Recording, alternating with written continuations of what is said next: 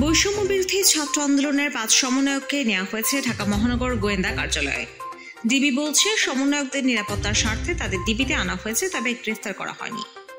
রোববার 28 জুলাই ওই সমন্বয়কদের সঙ্গে এক টেবিলে বসে নাস্তা করার কয়েকটি ছবি পোস্ট করেছেন অতিরিক্ত পুলিশ কমিশনার মোহাম্মদ হারুনুর রশিদ। ক্যাপশনে হারুন লিখেছেন, কোটা সংস্কার আন্দোলনের প্ল্যাটফর্ম বৈষম্য বিরোধী ছাত্র আন্দোলনের সমন্বয়করা নিরাপত্তাহীনতায় ভুগছিলেন, তাই ওদের ডিবি কার্যালয়ে এনে তাদের সঙ্গে কথা বললাম। কি কারণে নিরাপত্তাহীনতায় ভুগছে ওদের কথা শুনে শিক্ষার্থীদের নিরাপত্তা নিয়ে আমাদের নানা পরিকল্পনার কথা জানানোর পর তাদের উদ্বেগ দূর হয়েছে।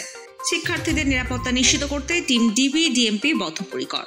এর আগে শুক্রবার বৈষম্য বিরোধী ছাত্র আন্দোলনের অন্যতম সমন্বয়ক নাহিদ ইসলাম, আসিফ মাহমুদ ও আবু বাকের মজুমদারকে রাজধানীর গণস্বাস্থ্য নগর হাসপাতাল থেকে ডিবি হেফাজতে নেওয়া হয়। একদিন পর শনিবার রাতে সমন্বয়ক সার্জিস আলম ও হাসনাত আবদুল্লাহকেও ডিবি কার্যালয়ে নেওয়া হয়। রোববার 28 জুলাই নিজ কার্যালয়ে আয়োজিত এক সংবাদ সম্মেলনে সাংবাদিকদের এক প্রশ্নের জবাবে মোহাম্মদ হারুনুর রশিদ বলেন, নিরাপত্তার স্বার্থে কোটা আন্দোলনের যে 5 সমন্বয়ককে ডিবি হেফাজতে নিয়ে আসা হয়েছে তাদের নিয়ে পরিবারকে দুশ্চিন্তা না করার অনুরোধ। তিনি বলেন, কোটা আন্দোলনকে কেন্দ্র করে যারা ধ্বংসলীলা চালিয়েছে, বিভিন্ন স্থাপনায় আগুন লাগিয়েছে, জামাত শিবির চক্রকে যেমন ধরার দায়িত্ব আমাদের আছে, তেমন কেউ যদি নিরাপত্তাহীনতায় ভোগে এবং তারা যদি বিভিন্ন জায়গায় বলে তাদের সঙ্গে যে কোনো সময় যে কোনো কিছু হতে পারে, এটা জানার পর আমাদের নৈতিক দায়িত্ব তাদের নিরাপদে নিয়ে আসা।